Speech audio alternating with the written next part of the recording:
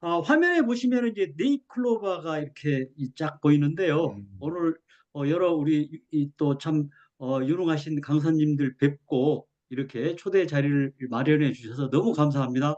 제가 네잎클로버를 만난 행운처럼 정말 귀한 자리 다시 한번 감사드리겠습니다. 어, 본격적인 강의에 앞서서 저를 좀 소개해 드리면요.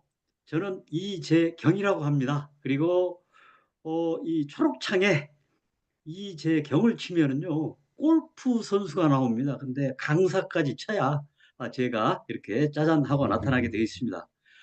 유튜브 채널을 하나 운영하고 있는데요. 아직 구독자 수가 많지는 않습니다. 400명을 향해서 열심히 달려가고 있는데요. 오늘 제 강의를 듣고 좀 관심이 있다 싶으신 분들 구독과 좋아요도 꼭 당부드리겠습니다. 네, 저는 지금 이제 서영대학교 그리고 한국열린사이버대 이쪽에 지금 출강을 하고 있고요. 개인적으로는 길벗 심리상담연구소의 대표를 맡고 있습니다. 그리고 상담적인 내용들로 활동하고 있는데요. 그 외에도 국민연금공단의 노후준비 민간 강사 역할을 하고 있습니다. 과거에 저는 이제 기업에 조금 오래 있었습니다. 그래서 영업이라든지 재무 쪽에 있고, 그리고 제가 제2의 인생을 어떻게 보내는 게 진짜 효율적이고 정말 인생을 보람차게 보낼까 고민에 고민을 거듭한 끝에 50대 초중반에 상담심리학 대학원을 입학을 해서 이렇게 이 60 되기 전에 심리학 박사를 학위를 받고 이렇게 활동을 하게 되었는데요. 제가 국민연금공단 강의, 노후준비 강의를 하면서 저의 이런 백그라운드와 그리고 경험들이 많은 도움이 되고 있는 것 같습니다. 주로 제가 강의하고 있는 분야가 커뮤니케이션, 대인관계, 그리고 제가 조직에 오래 있었던 만큼 조직 활성화라든지 또 코칭, 그리고 리더십, 자기계발, 동기부여 이런 분야들을 좀 하고 있고요. 제가 상대적으로 좀 약한 부분이 재무 분야입니다. 그래서 오늘 저 재무 쪽에 유능하신 분들에게 좀 많은 정보들을 서로 공유하는 자리가 되었으면 좋겠습니다. 이상 저에 대한 소개를 간략하게 마치고요. 본격적인 여가에 대한 내용을 말씀드려 보도록 하겠습니다. 실질적으로 이 노후 준비 영역에서 관계 그리고 재무 그리고 여가 그리고 또 여러 영역들이 있는데 여가 분야에 대한 얘기를 하시는 분들이 그렇게 썩 많지는 않은 것 같습니다. 제가 공무원연금공단 강의를 할 때 여가를 중점적으로 제 전문 영역으로 강의를 했었기 때문에 여가에 대한 얘기를 가지고 오늘 여러분들에게 좀 소개를 시켜드릴까 합니다. 앞에 보이시는 분은요, 더글라스 데프트라고 하는 2000년에 이 코카콜라 회장을 맡으신 분입니다. 이분이 2000년대 이 신년사에 아주 의미 있고 재밌는 얘기를 했습니다. 어떤 얘기를 했냐면요, 삶이라고 하는 것은 일과 건강, 그리고 가족, 친구, 그리고 정신, 이런 5개의 공을 저글링해 나가는 일이다. 그런데 그중에 여러분들이 항시 잊고 지내는 이 항목이 하나가 있는데, 일이라고 하는 것은 이 고무와 같은 탄성이 있어서 바닥에 한번 떨어뜨려도 바로 바운스백이 되는 회복 탄력성이 있는데, 건강이나 가족, 친구, 정신은 한번 공을 놓치게 되면은 이렇게 공에 스크래치가 하고 깨지는 유리와 같은 공입니다. 그런데 우리는 너무 일에 매진하고 있습니다. 이런 생각을 절대 잊지 않기를 당부드립니다. 라는 얘기를 했습니다. 그만큼 우리의 인생에서 일 외에 중요한 것들이 많은데 우리는 잊고 지내는 경우들이 좀 많이 있는 것 같습니다. 여러분들 오늘 뵈니까 뭐 여러 이 부류의 저 연배도 있으신 분들도 계시는데 된장찌개를 맛있게 끓이려면 어떻게 해야 될까요? 잘 아시겠지만 된장도 좋아야 되고 또 육수, 뚝배기, 야채, 고추, 두부 적절한 배합이 있어야 또 조화가 있어야 맛있는 된장찌개가 되겠죠. 행복한 인생도 마찬가지라는 생각이 듭니다. 우리가 이 여러 가지 돈에 대한 것, 그리고 여가에 대한 것, 건강에 대한 것, 일에 대한 것, 대인 관계에 대한 것, 다양한 인생의 행복의 요인들이 있지만 이 중에 어느 하나가 균형이 맞지 않았을 때 결코 행복에 가깝게 되기가 쉽지 않다는 생각이 듭니다. 어, 퇴직 전에 준비를 못해서 가장 후회되는 것이 무엇인가라고 하는 것을 이 미래에셋 투자 연금센터에서 2023년에 50대 이상 퇴직자 400명을 서베이 해본 결과가 있습니다. 그랬더니요, 이런 재밌는 결과가 나왔습니다.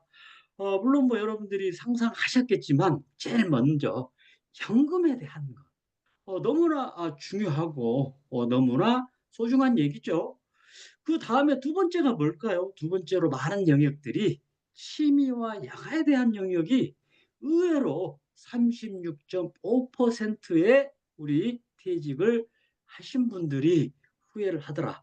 조금 더 취미나 여가에 대한 것들을 우리가 좀 현업에 있을 때 또 인생 일막에서 준비를 할 것이라고 하는 후회를 했었다라는 얘기죠. 실제로 이 차트는 삼성생명에서 은퇴 준비 지수라고 하는 것을 2014년부터 2018년까지 쭉 조사를 해본 겁니다. 2년 단위로.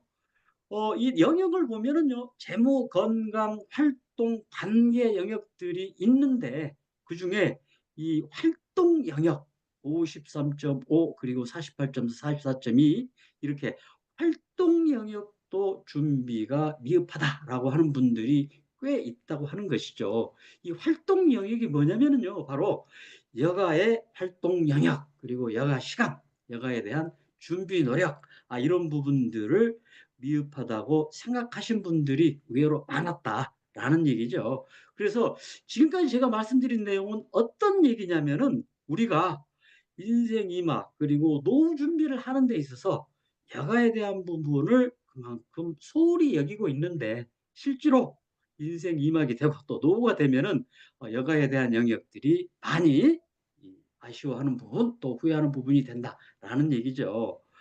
그렇다면은 이 우리나라 국민들이 가장 많이 하는 여가 활동이 뭘까요? 보면은 2년 단위로 국민 여가 활동 조사라고 하는 것을 사회 조사를 합니다. 거기서 보면은요, 여러분 맨 첫 번째 나와 있는 차트를 보시면은 TV 시청 그리고 산책 및 걷기 그리고 요즘 많은 비중이 올라가고 있는 모바일 콘텐츠 OTT 시청 이런 부분들이 우리 국민들이 많이 참여하는 여가 활동이라고 합니다. 이런 여가 활동을 보면은 여러분 어떤 생각이 드십니까? TV 시청, 산책, 그리고 유튜브 시청 이런 부분들이 여가 활동이라고 하면은 이렇게 해서 내가 행복감을 얼만큼 느낄 수 있을까 하는 생각을 해보실 수 있습니다. 아래 조사는 통계청에서 조사한 연령대별로 하루의 일과 시간의 구성도입니다.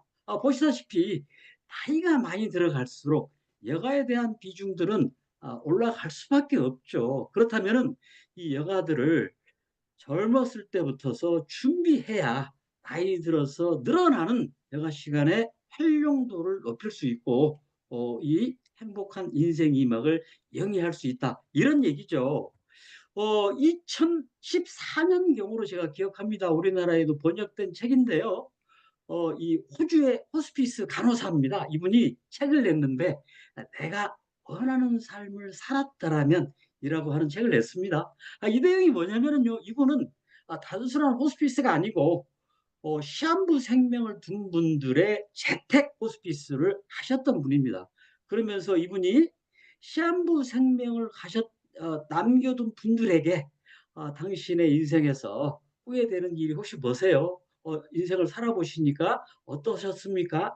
라는 인터뷰를 해서 그런 내용들을 블로그에 꾸준히 올렸는데 그 블로그 내용들이 워낙 호평을 받아서 책으로 낸 것이죠. 이런 조사에서 이분이 얘기한 거에서 나온 공통 분모가 뭘까요? 첫 번째는 이겁니다. 나 자신에게 내가 시한부 생명을 남겨둔 분인데 정말 후회되는 얘기를 들어보니 나 자신에게 더 많은 행복을 허락했더라면 이것이 넘버 원이었다. 두 번째는 내가 원하는 삶. 남의 눈치 보지 않고 그리고 그렇게 일만 열심히 하지 않았더라면 그리고 내가 올라오는 나의 감정을 충분히 표현할 수 있는 용기가 있었더라면 그리고 친구들과 계속 연락하고 지냈더라면 이런 얘기들을 시한부 생명을 두신 분들이 했다는 얘기죠. 앞에서 제가 통계 자료를 가지고 말씀드렸던 것처럼 시한부 생명을 두신 분들도 다 자신에게 더 많은 행복에 대한 얘기들이 많이 나왔다는 얘기죠. 나 자신에게 더 많은 행복을 허락한다는 것들이 어떤 의미가 있을까요? 그건 바로 너무 일에만 몰두하지 말고 일과 삶의 균형을 좀 만들어갈 필요가 있다. 그것을 언제부터? 바로 지금부터 시작해야 된다는 강력한 메시지를 여러분들에게 드리고 있는 겁니다. 그렇다면 우리가 이런 얘기들을 잘 알고 있는데 또 많이 들어봤는데 또 현업에 바빠서 하지 못하는 결정적 오해들이 몇 가지가 있어요. 이 서울대 김수호 박사님이 여가란 무엇인가라고 하는 책에서 밝힌 여가에 대한 오해 세 가지를 말씀드리면은 바로 이런 겁니다.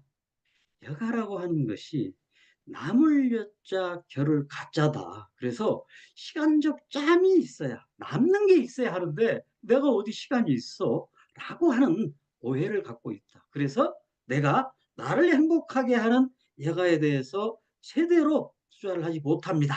라고 하는 오해. 여러분들 어떠세요? 여러분 그렇지 않습니까? 두 번째, 여가라고 하면 무엇인가? 특별한 활동들이 존재하고 있다라고 하는 경향들이 있다.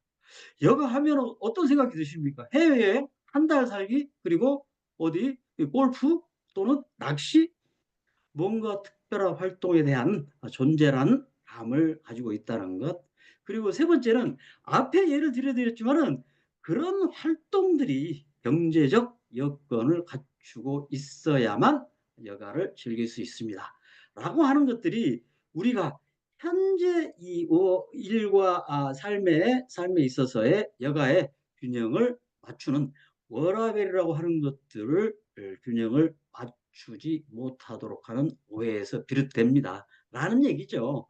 앞에서 말씀드렸던 그런 것들이 결코 중요한 팩터는 아니다. 라는 얘기죠.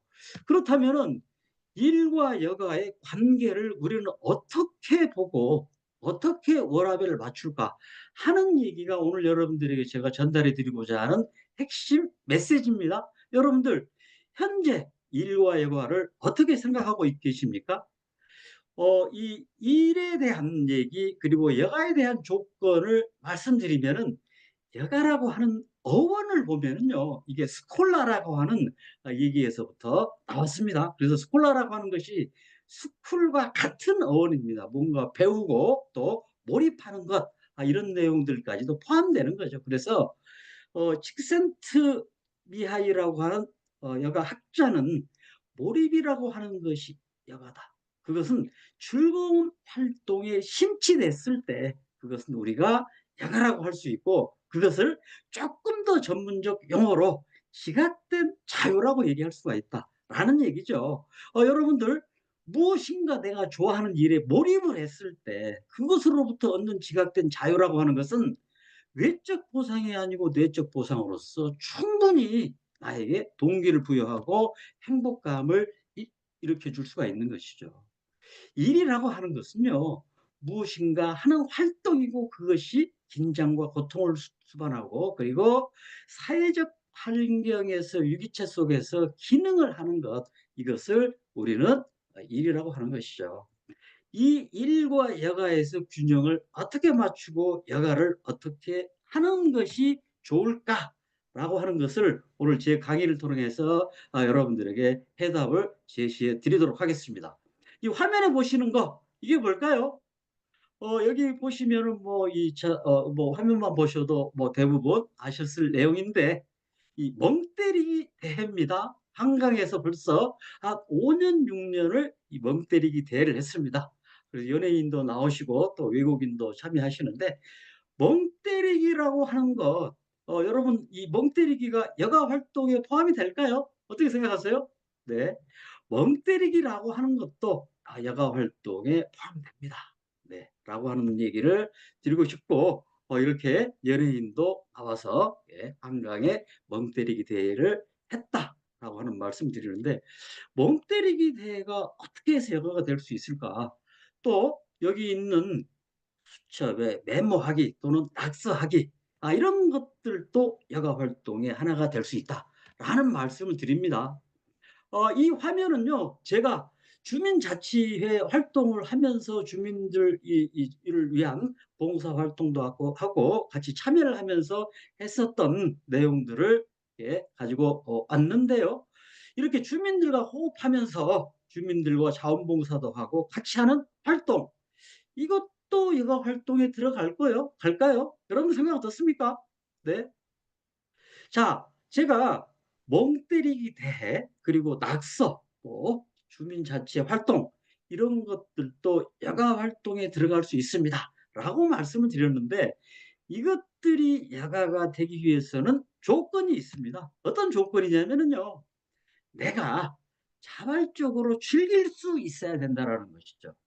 내가 자발적으로 타인의 외력에 의한 것, 그리고 내가 그런 활동을 하면서 즐기지 못한다면은 거기에 몰입도 될 수 없고 지각된 자유를 느낄 수가 없다라는 얘기죠. 그래서 제가 여가 학자들이 내리는 여가에 대한 정의를 말씀드리면은, 이것은 활동적 측면에서의 정의입니다. 본인이 자발적으로 원해서 즐기는 모든 활동은 여가가 될 수 있다. 여러분들이 여가에 대해서, 내가 워라밸에 대해서 지금까지 어떻게 생각하고 계셨는지 모르겠지만은, 오늘 이 시간부로 여러분들이 자발적으로 원해서 즐긴다면 그것이 비록 노동의 범위에, 타인들은 노동으로 생각할지 모르지만은 나는 여가로 생각할 수 있다. 저를 예를 들어 보면은, 제가 아까 서두에 뭐 한 세 가지 정도 이 일을 하고 있다고 말씀드렸는데, 저는 이렇게 강의하는 일이 너무나 제가 즐기고 또 자발적으로 원해서, 또 인컴보다는 지각된 자유를 얻기 위한 또 몰입, 강의를 준비하는 것, 이런 것들이 저에게는 여가의 영역에 속합니다. 그래서 여러분들이 하는, 즐기는, 또 행복한 인생을 위해서 본인이 자발적으로 즐기는 활동들을 어떻게 설정할 것인가 하는 것이 매우 중요하다.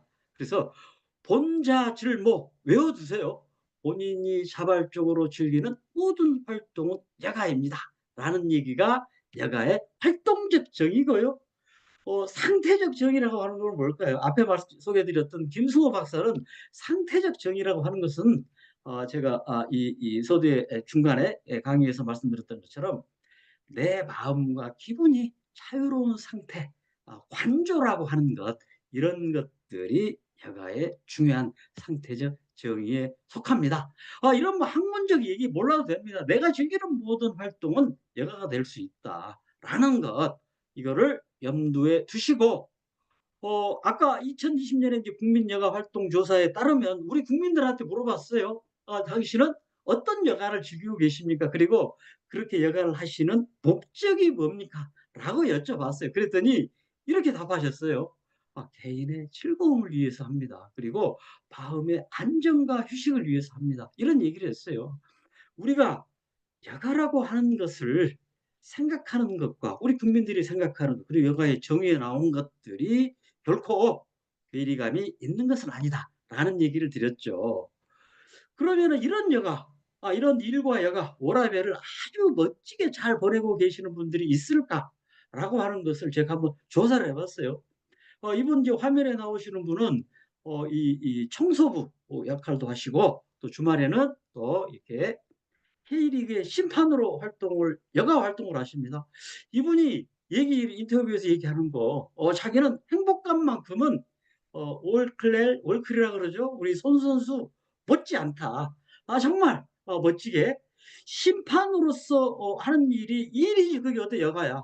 라고 말씀하실지 모르지만은, 정말 자기가 이걸 통해서 자존감도 올라간다. 그리고 즐길 수 있다 그러면 분명한 여가가 될 수 있다는 것이죠. 또 다른 분, 이분 대학교의 여교수님, 여러분 뭐 매스컴에서 보셨을 거예요. 프로복싱으로 해서 뭐 한국 챔피언까지 되시고, 또 이분은 스트레스 뭐 이런 것들을 다 없애기 위해서 또 복싱을 취미로 하고, 단순한 취미가 아니고 그것들을 레벨을 많이 올리신 거죠. 제가 아시는 분, 과거에 제가 기업에 있을 때 제 사장님으로 모셨던 분인데, 이분은 지금 이 연세가 72세인데 지금도 이 바이크, 그리고 산악 자전거, 그리고 이렇게 암벽 등반, 왕성한 이런 여가 활동들을 하고 계시면서 지금도 캠핑을 중학생들하고 중고등학생들하고 모여서 이렇게 동호회에 들어가서 멋지게 여가 활동을 보내고 계십니다. 이런 분들 보면은 그야말로 멋지게 보내시는 분들이죠. 또 한 분 제가 소개시켜 드릴게요. 이분은 여러분 뭐 매스컴에서 아침마당에 나오고 뭐 매스컴에서 많이 나오셨던 분인데, 이분은 이제 초등학교 교감 선생님으로 퇴직을 하셨어요. 그런데 학교에 재직하실 때 워낙 스트레스가 심해서 콜라텍을 다니셨대요. 시장바구니 들고 가서 이렇게 한 게 아니고 환복을 하고 그리고 콜라텍에 가서, 그러면서 콜라텍에서 이게 자기가 생각했던 것들을 기고도 하고 또 메모도 해서 그런 내용들을 나중에 퇴직하시고 나서 콜라텍을 다녀보니라고 하는 콜라텍 코치로서의 이 책도 내시고 이 분야에서 아주 유명한 분이 되셨습니다. 콜라텍이라고 하는 아주 남들이 생각해서는 좀 뭐라 그럴까, 불륜의 장소 이렇게 생각하실 수 있는 거를 여가 활동으로 정말 높은 급으로 승화시킨 그런 분들이죠. 제가 소개해드린 이런 분들의 여가, 여러분 생각이 어떠세요? 멋지지 않습니까? 이런 여가를 보내는 분들이 분명히 여러분들 중에도 계실 거고, 또 소개를 충분히 또 해주실 분도 계실 텐데, 이분들의 공통점이 있습니다. 여가를 멋지게 보내고 여전히 젊은 층 못지않은 열정을 보내고 계신 분들의 공통점이 뭐냐면요, 바로 이겁니다. 열정과 설렘이 있다. 그리고 재무 자산만이 자산이 아니고 여가라고 하는 것도 자산이다. 내가 은퇴 이후에 시간 나면은 이때 뭔가 만들려고 하면 이미 때는 됐습니다. 재무적 자산도 그렇죠. 연금도 만들고 뭐도 하려고 그러면 젊었을 때, 여력이 있을 때 갖고 놓으셔야 되죠. 여가라고 하는 자산도 내가 혈업에 있을 때부터서 자산을 꾸준히 개발해야, 그리고 갖춰놔야 이러한 여가를 보낼 수 있고 또 어느 레벨을 만들어 갈 수 있다라고 하는 것이죠. 그래서 이렇게 하기 위한 방법을 여러분들에게 오늘 제가 가이드를 해드리겠습니다. 걱정하실 필요 없습니다. 제가 말씀드린 대로 따라오시면 됩니다. 행복한 인생을 위해서는 워라밸이 매우 중요하다. 그러기 위해서는 전략 네 가지를 소개해 드리도록 하겠습니다. 자, 첫 번째 전략. 뭐, 한 몇 년 전부터 이 첫 번째 전략, 우리 이 심리 상담, 이런 쪽에는 너무 선풍적인 인기를 끌었었죠. MBTI, 뭐, 유형별 특성, 그리고 뭐, 여러 심리 검사에 대한 얘기들이 이렇게 많이 해서, 인간을 유형별로 분류해서 뭔가 하려고 하는 시도들, 이런 내용들을 심리 상담을 뭐 전공하신 분들은 별로 탐탁치 않게 여기는 분들도 많이 계십니다. 많은 여가를 행복하게 보내시려 그러면은 나의 여가 유형을 좀 파악할 필요가 있다라고 하는 것이 여가 첫 번째 전략입니다. 그래서 제가 보면은 이제 조금 뭐 한 얘기입니다만, 우리 뭐 어렸을 때 아이들 이렇게 보시면 노는 꼬라지를 보면은 이런 얘기들을 많이 하죠. 우리들이 보면은 노는 꼬라지를 보면은 뭐 삭수가 노랗다, 또는 노는 꼴을 보면은 이런 얘기들 많이 하죠. 성인도 마찬가지고 누구나 노는 꼴이 있다. 노는 꼴. 나는 그 노는 꼴이 뭘까라고 하는 것이 바로 여가 유형에 대한 얘기입니다. 이거를 MBTI처럼 유형별로 한번 분류를 해본 것이죠. 여러분들하고 대면 강의를 한다면 제가 이 체크리스트를 통해서 여러분들의 여가 유형을 또 분석해보고 같이 하는 시간이 되었을 텐데, 오늘 줌으로 하는 강의이기 때문에 이 얘기는 조금 생략을 하고, 자, 여러분 한번 생각해 보세요. 여러분 어떤 유형인지 한번 생각해 보세요. 자, 첫째, S형. 인간은 누구나 S형과 G형으로 분류할 수 있는데 물론 뭐 혼합형도 있고 비율이 조금 다른 것도 있죠. 물론 MBTI도 그렇습니다. S형은 나는 혼자 즐기는 거. 혼자 있을 때 더 행복감을 느낄 수 있고 혼자 하는 즐김들에 대해서 더 선호해 라고 하는 것. 그 선호도가 차이는 있겠지만은 G는 누군가 함께 있을 때 더 행복감이 상승해 라고 하는 것. 여러분은 S에 가까운가요? G에 가까운가요? 아니면 둘 다인가요? 적절한가요? 라고 하는 것을 한번 생각해 보시죠. 자, 두 번째는 N과 P형인데요. 여러분은 또 어떤 유형인지 한번 생각해 보세요. 나는 멘탈리, 정신적으로 만족이 됐을 때 더 행복감이 올라와. 라고 하시는 분이 계실 거고, 아, 나는 정신적인 것보다 신체적으로 뭔가 피지컬리 좀 땀도 흘리고 좀 부딪혀야 재미가 있지. 정신적인 거 가만 앉아 있는 거 그 좀 그래. 그렇다면은 여러분은 M에 가까우세요? P에 가까우세요? 라고 하는 것을 생각해 보셨다면은 나는 SG 중에서 하나일 것이고 MP 중에서 하나일 건데 이것을 믹싱을 하면 네 가지 유형으로 분류를 할 수 있습니다. 어떻게 되냐면은요. 자, 혼자 정신형, 그리고 혼자 신체형, 그리고 함께 정신형, 함께 신체형 이렇게 구분할 수가 있죠. 자, 혼자 정신형 같은 경우는 뭐죠? 혼자 정신적 활동을 하는 데 있어서 그러한 여가 활동들이 뭐가 있습니까? 다양한 거 많죠. 뭐 예를 들면은 혼자서 조용히 명상이나 요가라든지 또는 이렇게 보내는 그런 것들이죠. 그리고 혼자 신체형은 뭡니까? 혼자서 신체적으로 마라톤이라든지 혼자서 뭔가 신체적인 활동을 하는 것들을 선호하는 유형. 그리고 함께 정신형들은 축구 동호회, 또 이런 동호회 활동으로 해서 피지컬리 움직이는 것들, 그리고 함께 정신형은 다 같이 모여서 정신적, 예를 들면은 노래 부르기라든지 또는 함께 어떤 정신적 활동, 이 바둑이라든지 이런 부분들이 함께 정신형 유형에 속하는 것이죠. 그래서 여기에 맞는 여가 활동들을 보면은 여기에 예를 들어 놨습니다. 여가의 특성과 추천 여가 이런 내용들을 보시면 어, 어느 부류에 속하는지. 하지만 이제 이 부류가 어떤 완전히 분리돼서 반드시 이 유형이다라고 얘기할 수 있는 것이 좀 애매모호한 활동들이 많이 있습니다. 그런 활동들은 내가 어느 쪽에 더 가깝게 생각하느냐라고 하는 주관적 내용들을 가지고 선호하는 활동들을 보시면 되겠습니다.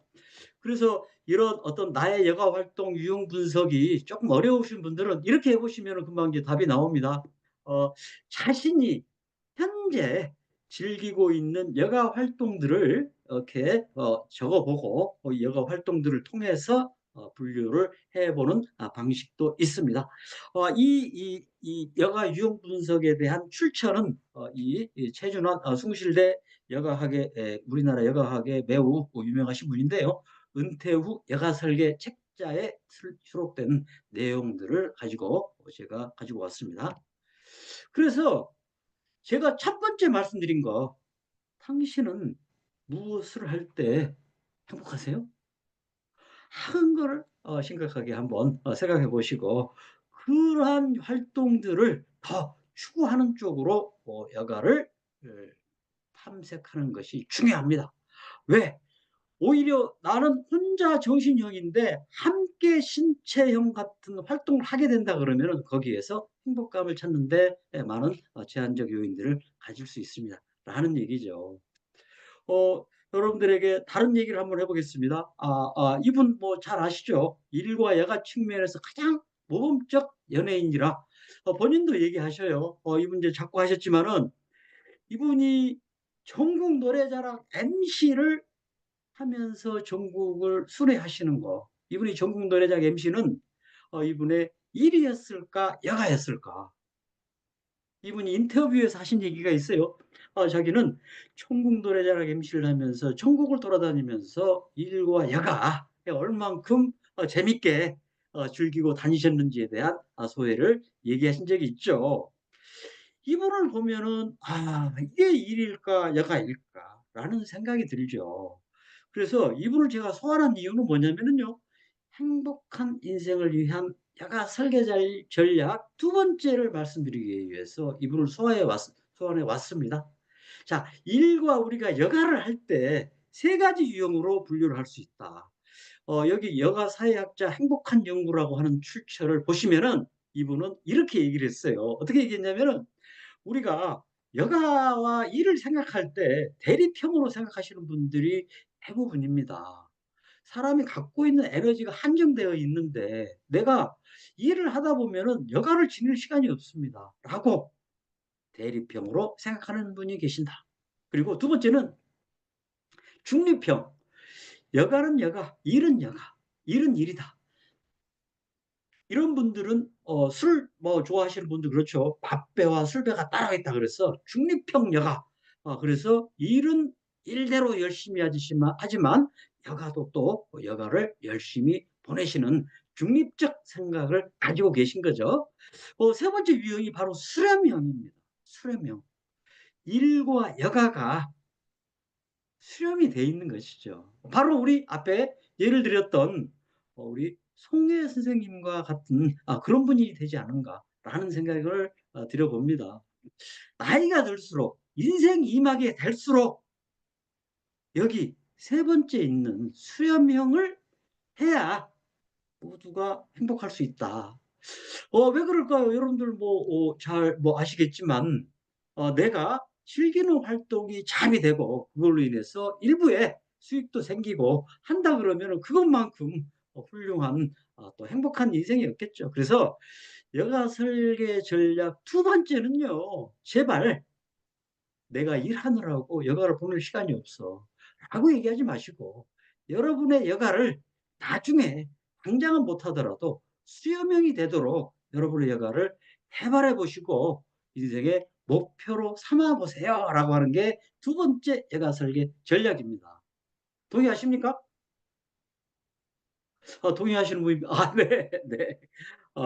여가 설계 전략 세 번째를 말씀드려 보면은 제가 이 강의를 가서 여가 설계 전략 얘기하면서 쭉 아까 그러한 이 여가를 좀 적어 보시라고 하면은 술 마시면서 수다도 떨고 하는 얘기를 적으시는 분들이 꽤 많아요. 음주 아주 좋은 여가죠. 그걸로 인해서 또 스트레스 풀고 다양한 여가에 대한 생각들을 또 갖게 하는 그런 것들이죠. 그런데 단순히 음주에서 그치지 않고 막걸리 학교라고 하는 게 학교가 있습니다. 그래서 막걸리를 빚는 것을 배우고 또 전국에 좋은 막걸리들이 많죠. 지평 막걸리도 있고 또 이 잔 막걸리도 있고 다양한 막걸리들 가서 또 거기서 배워보고 직접 내가 담근 술을 또 나눠주기도 하고 이렇게 술 마시는 것에서 그치지 않고 깊이를 다하시는 분들도 계시더라라는 얘기죠. 또 다른 예를 들어 볼까요? 수영. 수영 좋은 여가죠. 수영 활동. 근데 수영을 이렇게 보내시는 분이 계셔요. 수영을 통해서 자원봉사도 하고 수영을 또 안전요원 수영 심판 앞에 보이시는 분이 누구예요? 박태환 선수죠. 그 뒤에 그 여성분이 계시죠? 이분이 누굴까요? 아주 유명한 분인데요. 제가 아주 잘하시는 분인데 제 와이프입니다. 수영을 한 25년 하더니 지금 수영 심판으로 활동하고 수영 안전요원으로 활동도 하고 요즘 안전요원으로 해 가지고 한 달에 한 좀 많지는 않지만 돈백 이상 벌어옵니다. 그래서 저한테 큰 소리도 치고 하는데 이렇게 본인이 좋아하는 활동을 가지고 정말 수익도 생기고 수영장에 가서 또 수영도 한다 그러면 얼마나 멋진 인생이 되고 수영장에 가는 게 정말 행복하다 그래요. 네. 그러지 않겠습니까? 네. 이런 분도 계시고요. 또 다른 예를 한번 드려 볼까요? TV 보는 거 우리나라 국민들의 여가의 넘버 원 이죠. TV 보는 거. 이거 저도 TV 보는 여가 활동 많이 합니다.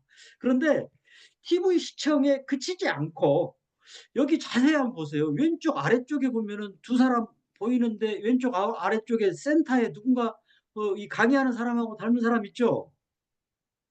네, 바로 제가 방청객으로 이렇게 가서 예, 이렇게 TV 시청에 그치지 않고 직접 방청객으로 활동해보는 또 그런 시간도 가져보고 또 TV 시청에 그치지 않고 이거는 이제 제가 직접 참여는 안 해봤지만은 우리말 겨루기에 보면은 뭐 운전기사 하시는 분, 또 식당 하시는 분, 다양한 분들이 이러한 직접 참여해서 우리말 달인에까지 도전하시고 끊임없이 이렇게 노력하시는 분들 보면은 TV 시청이라고 하는 우리나라 전 국민이 하는 여가를 거기서 그치지 않고 더 깊이를 더해가는 여가를 보내면 더 좋지 않을까라는 생각을 들어봅니다. 그래서 이런 여가들, 앞에서 쭉 예를 들었던 여가들을 전문 용어로 뭐라 그러냐면요. 바로 진지한 여가라고 합니다. serious leisure, 그리고 의미가 있는 여가라고 합니다. 그 의미가 있는 여가는요. 성취감과 자아실현, 봉사가 뒤따르는 여가죠. 우리는 그렇지 않고 매번 여가에 대해서 여기 있는 일상적 여가 또는 프로젝트형 여가에 우리는 여가가 꽂혀 있다라는 얘기죠. 여러분들의 여가는 이 중에 어느 쪽의 포션이 얼마나 됩니까? 여가학자들은 여가를 분류할 때요. 그냥 그냥 일상적으로 습관적으로 하는 여가도 필요하지만은요. 인간이라고 하는 것이 정말로 내가 의미 있고 자존감이 올라가고 또 이 성취감이 있는 진지한 여가가 들어가야 비로소 이 행복감을 오롯이 또 오래 지속이 됩니다라는 얘기를 해요. 왜 그럴까요? 왜 그럴까요? 우리 이 심리학 전공하시는 교수님도 계시는데 뭐 너무나 유명한 여기 심리 저기 메슬로우의 인간의 욕구 5단계, 결국은 저차원적 욕구에 의해서는 우리의 행복감이나 또 이런 것들에 대해 여가에서 실증을 낼 수 있는 요인들이 많다. 여러분들의 여가를 저차원적 욕구에서 한 단계 레벨업 시켜 주세요. 라고 하는 것이 제가 꼭 당부드리고 싶은 얘기입니다. 여가에 재미를 추구하셨다면 이제는 의미를 보태세요. 그래서 여가를 신화시키세요. 라고 하는 게 오늘의 정말 핵심 포인트입니다. 어떻게?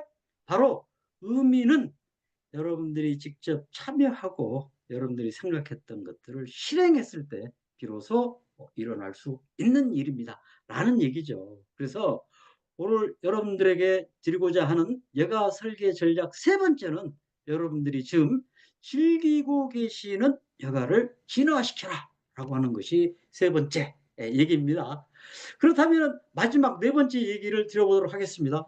조화로운 여가 활동을 보내라. 자, 주 1회 여가라고 하는 것은요. 여가 학자들에 의하면은 적어도 주 1회 즐기는 여가가 되어야 여가 활동이라고 합니다. 그래서 우리가 단순히 즐기는 여가 활동, 저차원적 욕구를 충족시키는 여가 활동도 있어야 되겠습니다만은 자기 개발도 하고 뭔가 공부하는 평생 학습으로서의 여가도 필요하다. 그리고 세 번째, 나의 자존감을 올리는 가치 창조적 여가, 이 부분이 밸런스가 맞아야 됩니다. 라는 얘기죠. 그래서 좋아하는 여가 활동의 이 법칙은 3회 법칙입니다. 3회 법칙. 3회 법칙은 뭐냐면요. 이 세 가지 조화가 적어도 조화롭게 섞이고 일주일에 이러한 여가 시간이 33시간은 되고, 요 권장이니까 뭐 머스는 아닙니다. 그리고 여가 파트너와 함께 하는 시간이 적어도 30%는 되라. 여기서 여가 파트너라고 제가 표현을 했는데 여가 파트너가 누굴까요? 바로 가장 중요하고 소중하고 여러분과 이 파트너로 일하시는 또 함께 하시는 여러분들의 이 옆직이죠, 옆직이. 이분과 적어도 30%는 보내세요. 같이 배드민턴을 친다든지 산책을 한다든지 골프를 치든 또는 무엇을 하든 이 여가 파트너와 보내는 시간을 30% 즐기세요. 그랬을 때 조화로운 여가 활동이 될 수 있습니다. 라는 말씀이죠. 그래서 부부가 일부는 함께 해 주고 또 일부는 달리 가는 그런 길이 됐을 때 행복한 부부 관계 그리고 행복한 가족 관계가 됐을 때 인생도 또 행복해지는 것라고 하는 것은 다 아시는 내용이라고 생각이 됩니다. 자, 제가 지금까지 행복한 인생을 위한 일과 여가 설계 전략 네 가지를 말씀드렸어요. 여러분들이 노는 꼴은 어떻습니까? 두 번째, 제발 일과 여가를 대리평으로 보지 마세요. 수렴형으로 보기 위한 여가를 개발하세요. 그리고 여러분들의 여가를 의미 있게 진화시키세요. 그리고 조화롭도록 만들어 가세요. 라는 말씀을 오늘 드렸습니다. 오늘 제가 강의를 통해서 이런 말씀 드렸는데 강의 돌아가고 나면은 다 잊을 수 있기 때문에 오늘 이 자리에서 여러분들이 한번 여기에 여러분들의 제 강의를 들으면서 떠오르는 여가가 있다 그러면 잊지 마시고 여기에 메모를 하시고 우선순위를 정하시고 목표 일정까지 수립해 보는 것이 매우 중요합니다. 그것이 행동을 일으키게 하는 첫걸음이 되죠. 제가 참고로 저의 여가 활동을 좀 소개를 해드리면은요. 보시면은 이제 이게 홍대 앞에 있는 댄스 학원입니다. 오른쪽에 독특한 모자를 쓰고 계신 분이 저의 이 춤 선생님입니다. 제가 배웠던 이제 지금은 안 배우고 있습니다만 배웠던 춤이 팝핀 댄스를 좀 배웠었습니다. 예, 한 3년 전쯤 되죠. 그래서 이 팝핀 댄스에서 이 스웨덴에서 온 친구인데 같이 이 팝핀 댄스, 팝핀이라고 그러면 이렇게 팝을 넣어서 이렇게 하는 댄스죠. 아주 이때 어떤 이제 반대에서는 또 뭐 초등학생 또 중학생들하고 같이 한 팀이 돼서 댄스를 추기도 하고 정말 에너지가 저에게 많이 충전이 됐었던 그런 시간입니다. 그리고 앞에 말씀드렸지만 이제 주민자치 활동을 통해서 주민들에게 봉사도 하고 그리고 주민들과 같이 이렇게 장기자랑 통해서 탈도 쓰고 또 이렇게 해서 정말 또 재밌게 한 몸이 되는 그런 이 시간도 즐겁게 보냈었던 시간이 됐었습니다. 어, 나의 인생을 후회 없이 가장 행복하게 사는 방법은 뭘까? 가장 행복하게 사는 방법은 뭘까? 여러분들대로 나름대로 다 철학도 있으시고 또 생각도 있으시겠습니다만은 저는 이 얘기를 꼭 드리고 싶습니다. 좋은 여가를 잘 데리고 가야 인생이 재밌어집니다. 그리고 행복해지고 오래 갈 수 있습니다. 라는 말씀 드리고 아까 여러분들이 적었던 여가를 꼭 한번 실천해 보시기를 저도 열정과 설렘으로 응원하겠습니다. 이상 경청해 주셔서 감사합니다.